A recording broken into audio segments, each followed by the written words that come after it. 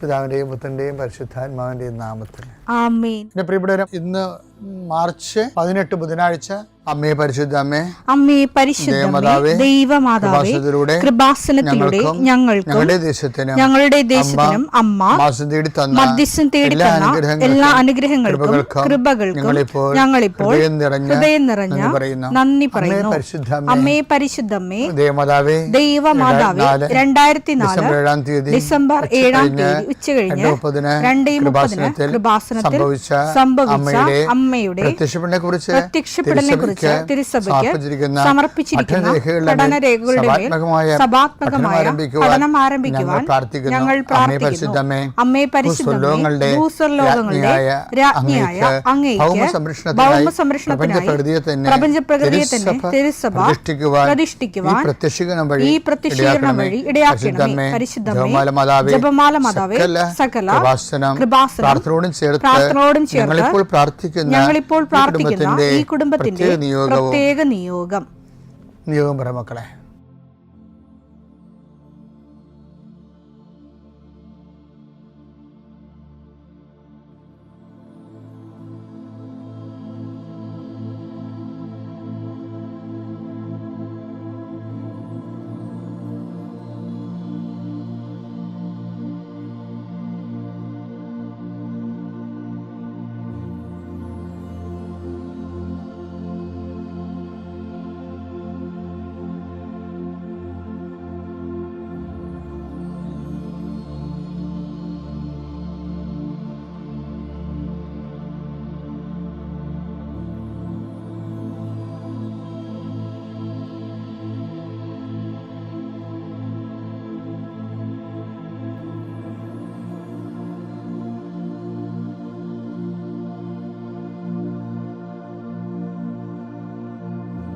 അമ്മയുടെ പ്രത്യക്ഷീകരണത്തിന്റെ ഈ അനുഗ്രഹവേളയിൽ ഞങ്ങൾക്ക് സാധിച്ചു തരുവാൻ കനിയണമേ.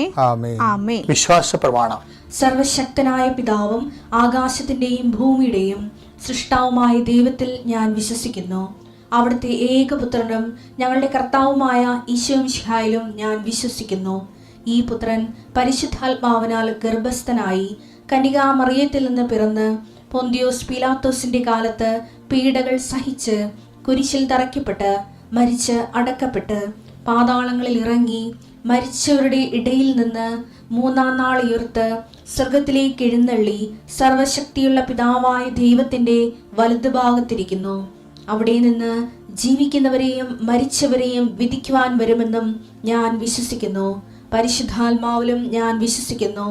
വിശുദ്ധ കത്തോലിക്കാ സഭയിലും പുണ്യവാന്മാരുടെ ഐക്യത്തിലും പാപങ്ങളുടെ മോചനത്തിലും ശരീരത്തിന്റെ ഉയർപ്പിലും നിത്യമായ ജീവിതത്തിലും ഞാൻ വിശ്വസിക്കുന്നു. ആമേൻ. സുഖസ്ഥനായ ഞങ്ങളുടെ പിതാവേ, അങ്ങയുടെ നാമം പൂജിതമാകണമേ. അങ്ങയുടെ രാജ്യം വരണമേ. അങ്ങയുടെ തിരുമനസ് സ്വർഗത്തിലെ പോലെ ഭൂമിയിലും ആകണമേ. അന്നു വേണ്ടുന്ന ആഹാരം ഇന്ന് ഞങ്ങൾക്ക് തരണമേ. ഞങ്ങളോട് തെറ്റ് ചെയ്യുന്നവരോട് ഞങ്ങൾ ക്ഷമിക്കുന്നത് പോലെ ഞങ്ങളുടെ തെറ്റുകൾ ഞങ്ങളോടും ക്ഷമിക്കണമേ. ഞങ്ങളെ പ്രലോഭനത്തിൽ ഉൾപ്പെടുത്തരുതേ, തിന്മയിൽ ഞങ്ങൾ രക്ഷിക്കണമേ. ആമേൻ. നന്മ നിറഞ്ഞ മറിയമേ, സ്വസ്തി. കർത്താവ് അങ്ങയുടെ കൂടെ സ്ത്രീകളിൽ അങ്ങ് അനുഗ്രഹിക്കപ്പെട്ടവളാകുന്നു. അങ്ങയുടെ ഉദരത്തിൻ ഫലമായി ഈശോ അനുഗ്രഹിക്കപ്പെട്ടവനാകുന്നു. പരിശുദ്ധ മറിയമേ, തമ്പുരാന്റെ അമ്മേ, പാപികളായ ഞങ്ങൾക്ക് വേണ്ടി ഇപ്പോഴും ഞങ്ങളുടെ മരണസമയത്തും തമ്പുരാനോട് അപേക്ഷിക്കണമേ. ആമേൻ. എൻ്റെ കർത്താവിൻ്റെ ഉന്നതമായ നാമത്തിൽ സഭയുടെ അധികാരത്തിൽ കുരിശിൻ്റെ അടയാളത്തിൽ ദൈവത്തിൻ്റെ ശക്തിയാൽ ഞാൻ മക്കളെ ഈശോ നാമത്തെ ആശീർവദിക്കുന്നു. നിങ്ങളുടെ ഇന്നത്തെ ദിവസത്തെ യാത്രയെ ആശീർവദിക്കുന്നു. നിങ്ങളുടെ സംസാരങ്ങളെ ആശീർവദിക്കുന്നു. നിങ്ങൾ എഴുതി കൊടുക്കുന്ന വിഷയങ്ങളെ ആശീർവദിക്കുന്നു. നിങ്ങൾ വഹിച്ചുകൊണ്ട് പോകുന്ന മൊബൈല്, അതിലൂടെ നിങ്ങൾ സംസാരിക്കാൻ പോകുന്നത്, നിങ്ങൾ കേൾക്കുന്ന സംസാരങ്ങൾ, കൊടുക്കേണ്ട മറുപടികൾ എല്ലാം ആശീർവദിക്കുന്നു. നിങ്ങൾ കൈമാറുന്ന രേഖകൾ, വാങ്ങിക്കുന്ന രേഖകൾ, കാത്തിരിക്കുന്ന രേഖകൾ, നിങ്ങൾ പ്രതീക്ഷിക്കുന്ന ഡേറ്റുകൾ കർത്താവിൻ്റെ നാമത്തിൽ ആശീർവദിക്കുന്നു. നീ കടന്നു പോകുന്ന വാഹനങ്ങൾ, സഞ്ചരിക്കുന്ന വാഹനങ്ങൾ, പ്രൈവറ്റായാലും പബ്ലിക്കായാലും, നീ തിരിച്ച് വീട്ടിലെത്തുന്നവരെ ഒരു അപകടം ഉണ്ടാകാതിരിക്കാൻ വേണ്ടി നിൻ്റെ യാത്രകളെ ആശീർവദിക്കുന്നു. ദൈവവേദലെ, നീ വിഷമിക്കുന്ന വിഷയങ്ങൾ, സങ്കടപ്പെടുന്ന കാര്യങ്ങൾ, ഏത് വിഷയത്തിന് വേണ്ടിയാണ് നീ വേദനിക്കണത്, അതെല്ലാം മാതാവ് ഏറ്റെടുക്കുന്നതിന് വേണ്ടി 40 വർഷം ഞാൻ അർപ്പിച്ച കുർബാനയുടെ യോഗ്യതയാൽ കൃപാസന അൾത്താരെ ജീവനോടെ പ്രത്യക്ഷപ്പെട്ട മാതാവിൻ്റെ മധ്യസ്ഥത്താൽ നിന്റെ കണ്ണീനിരുകളെ ഏറ്റെടുക്കുകയും നിന്നെ ആശ്വസിപ്പിക്കുകയും സാക്ഷ്യം പറയാൻ നിന്നെ ബലിഷ്ഠമാക്കുകയും ചെയ്യട്ടെ. നിത്യം പിതാവും പുത്രനും പരിശുദ്ധാത്മാവിനെ. എൻ്റെ പ്രിയപ്പെട്ടവരെ, നമ്മൾ നോൻപ് പകുതി കഴിഞ്ഞ് നിൽക്കുകയാണ്. ഈ പീഡാനുഭവ കാലങ്ങളിലേക്ക് പതുക്കെ പതുക്കെ പ്രവേശിക്കുകയാണ്, ആത്മാവ് കൊണ്ടും മനസ്സുകൊണ്ടും. നമ്മളെ ഒത്തിരി കഥാപാത്രങ്ങളെ ഇവിടെ കണ്ടുമുട്ടുന്നുണ്ട് പീഡാനുഭവ കാലത്തിൽ. അതിൽ എൻ്റെ ശ്രദ്ധയെ വല്ലാതെ പിടിച്ചു പറ്റിയിരിക്കുന്ന ഒരാളാണ് ക്ലോഡിയ. ക്ലോഡിയ ആരാണ്? പിലാത്തോസ്, ഗവർണർ പിലാത്തോസിൻ്റെ വൈഫാണ്. കർത്താവിനെ യഹൂദന്മാർ പിടിച്ച രാത്രിയിൽ ക്ലോഡിയയ്ക്ക് ഒരു ദർശനം ഉണ്ടാകും. കർത്താവിനെ വിസ്തരിക്കുന്നതിൻ്റെ സമയത്ത് ക്ലോഡിയ ആ ദർശനത്തെ സംശയിക്കാതെ ആ സ്വപ്നത്തിൽ ദൈവപദ്ധതി വിവേചിച്ച് മനസ്സിലാക്കിയിട്ട് റഷ് ചെയ്ത് വന്ന് പിലാത്തോസിനോട് പറയും, അത് നീതിമാനായ മനുഷ്യനാണ്, ആ നീതിമാനായ മനുഷ്യൻ്റെ മേൽ കൈവെക്കരുത്, എനിക്ക് അദ്ദേഹം മൂലം സ്വപ്നത്തിലേറെ ക്ലേശമുണ്ടായിരുന്നു. അതായത് ഇങ്ങനെ പറയാൻ കാരണം വെച്ചാൽ അത് ഒന്ന്, ഇന്ന് ആൾക്കാരെ തള്ളിക്കളയണമല്ല. അതെനിക്ക് തോന്നിയായിരിക്കും. ഇന്നും ദൈവം മനുഷ്യനോട് സ്വപ്നത്തിലൂടെയും ദർശനങ്ങളിലൂടെയും ഇൻസിഡൻസിലൂടെയും ഇത് മാത്രം കമ്മ്യൂണിക്കേഷനാണ് വരണത്. നമ്മൾ കമ്മ്യൂണിക്കേഷൻ്റെ പ്രശ്നം വെച്ച് കഴിഞ്ഞാൽ കമ്മ്യൂണിക്കേഷൻ ഒന്നോ രണ്ടോ തള്ളിയാൽ പിന്നെ ആ വ്യക്തിയോട് ദൈവം കമ്മ്യൂണിക്കേഷനിലൂടെ സംസാരിക്കത്തില്ല. കാര്യം കമ്മ്യൂണിക്കേഷൻ സ്വീകരിക്കണമെങ്കിൽ ഒരു വിശ്വാസ നിലവാരം ഉണ്ടാകണം.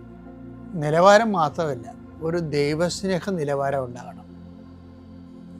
അതായത് ആദ്യകാലം, ഇപ്പം ഞാനിപ്പോഴും ഓർക്കുന്നുണ്ടേ, എനിക്ക് 2ാം ക്ലാസ്സിൽ വെച്ച് ഭയങ്കര പനി വന്നു. അപ്പോൾ ഞാനാണെങ്കിൽ രാത്രി കിടക്കാൻ നേരത്താണ് പനി കൂട്ടിയത്. രാവിലെയൊക്കെ എനിക്ക് നല്ല പനി ഉണ്ടായി. ഇപ്പോൾ ഓർക്കുന്നുണ്ട്, കുഞ്ഞുനാളെ കാര്യങ്ങളൊക്കെ ഞാൻ ശരിക്കും ഓർക്കുന്ന ആളാണ്. അപ്പോൾ ഞാൻ അപ്പനോട് പറയാം, എന്തുണ്ടായാലും ഞാൻ അപ്പനോട് പറയും, അപ്പം പാടില്ല ചെന്ന് പറയും. അപ്പം ഞങ്ങളുടെ നാട്ടിലാണെങ്കിൽ അന്നൊക്കെ ആശുപത്രിയൊന്നുമില്ല. പിന്നെ ആശുപത്രി പോകണമെങ്കിൽ ഒരു വള്ളക്കാരനെ വിളിക്കണം. വള്ളവും പിന്നെ അന്നൊക്കെ ആൾക്കാർ എന്തെങ്കിലും ക്ഷീണം കൂടുമ്പോൾ വള്ളവും ആളും പിടിക്കാനേ പറയത്തുള്ളൂ. ഇന്നിപ്പോൾ വണ്ടി പിടിക്കാനല്ല പറയണത്. ഞങ്ങളുടെ നാട്ടിൽ വള്ളവും, കാരണം മുഴുവൻ തോടുകളാണ്, റോഡില്ല താനും. അപ്പോൾ ആൾക്കാർ വള്ളത്തിലാണ് പോകണം. അപ്പോൾ ഇതൊക്കെ ഭയങ്കര പണിയാണ്. ചിലപ്പോഴും വള്ളത്തിൽ പോയി കുത്തി പകുതിയാകുമ്പോൾ തന്നെ ആൾ മരിച്ചിട്ട് വെള്ളം തിരിച്ചു തന്നെ കാണാം. ഓരോരോ കാലം, ആ കാലമൊക്കെ നോക്കുമ്പോൾ എന്തുമാത്രം മാറി നമ്മൾ. അപ്പോൾ ഞാൻ അപ്പനോട്, ഞാൻ കിടന്നു പോയി, തീരാത്ത അവസ്ഥയായിപ്പോയി, പൊങ്ങാത്ത അവസ്ഥയായിപ്പോയി. അപ്പോൾ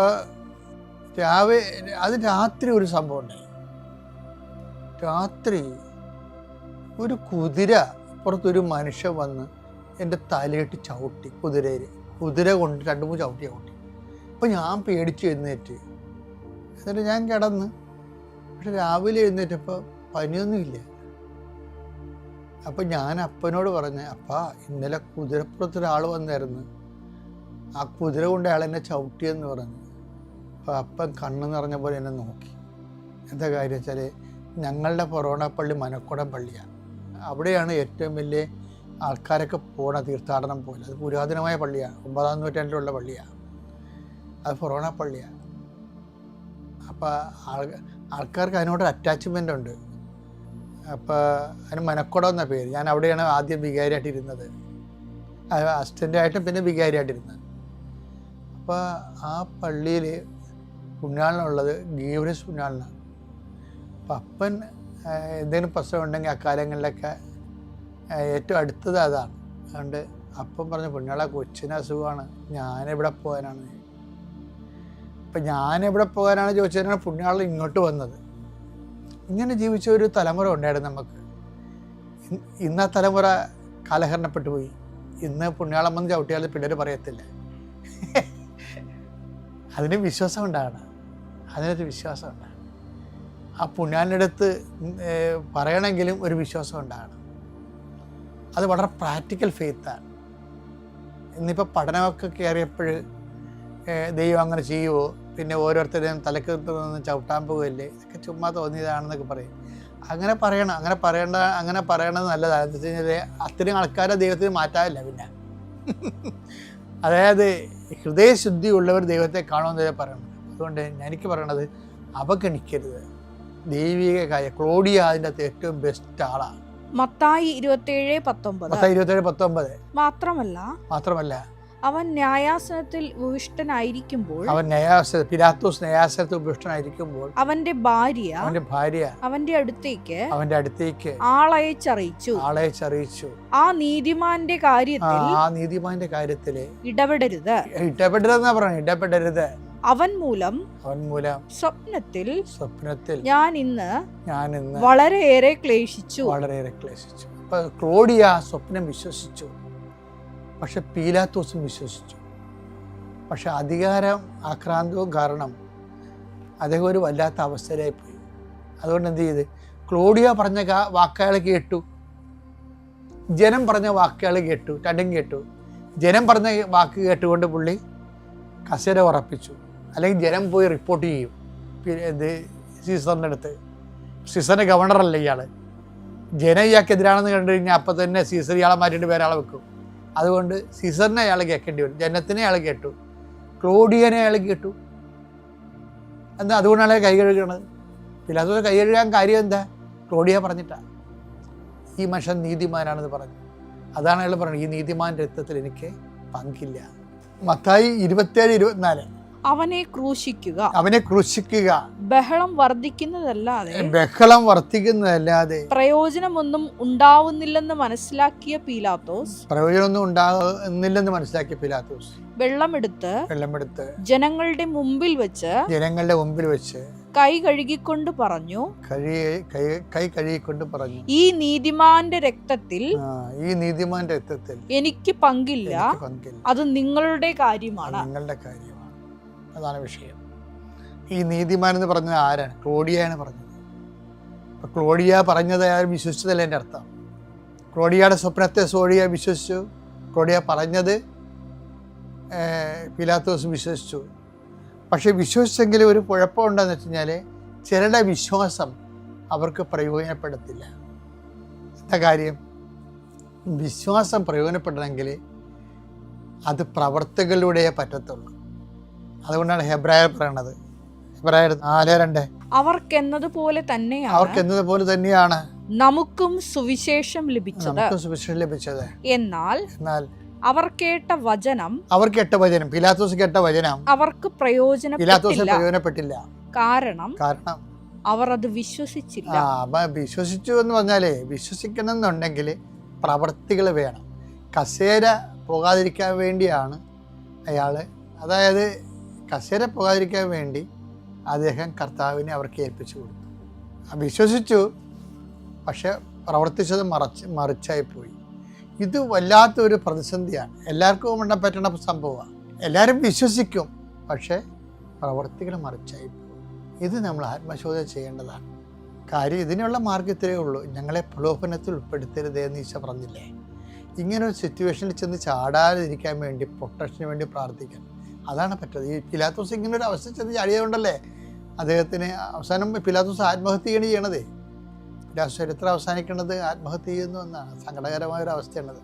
അയാളുടെ മനസ്സിൻ്റെ ഉള്ളിൽ നന്മകൾ ഉണ്ടായിരുന്ന മനുഷ്യനാണ്, പക്ഷേ ആത്മഹത്യ ചെയ്യേണ്ടി വന്നു. പ്രൊട്ടക്ഷൻ പോയി, സംരക്ഷണം പോയി.